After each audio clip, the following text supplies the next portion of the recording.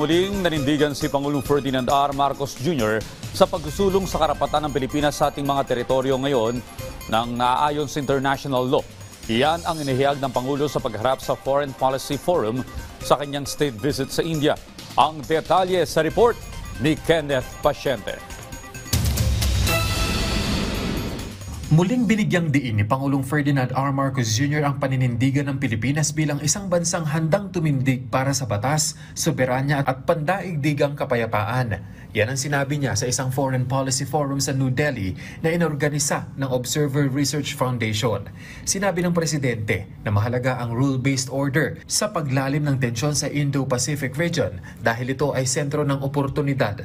Kaya hindi sapat na magmasid o manahimik lang. It has thus become the responsibility for all stakeholders, including the Philippines and India, to play a more active role in upholding, in defending, and in preserving our rules-based order.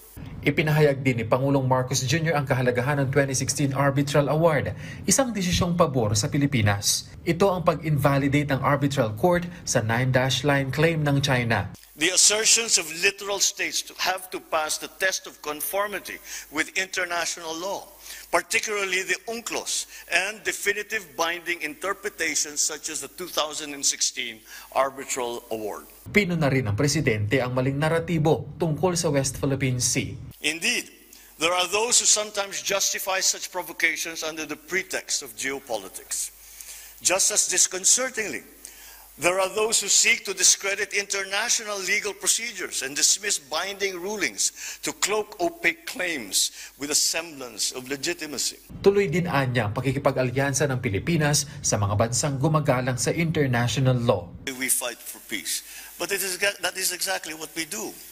And since we have started to be confronted with that situation, that is the solution that we find will be most effective and is the proper thing to do, is to form these alliances, put together the coalition of like-minded states who share the same values, who adhere to international law, and who are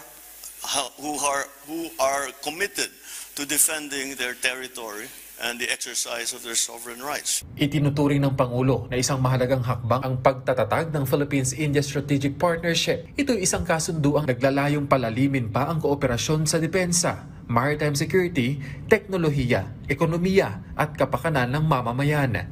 Kinilala rin ng Pangulo ang mahalagang papel ng India bilang isang mapagkakatiwalaang kaalyado. With our strategic partnership, we unfurl the sails and steer our hopes and dreams through challenging tides. Our vision for a free, open, and inclusive Indo-Pacific is our compass. Our commitment to international law is our ballast. Kenneth Pasyente, para sa Pambansang TV, sa Bagong Pilipinas.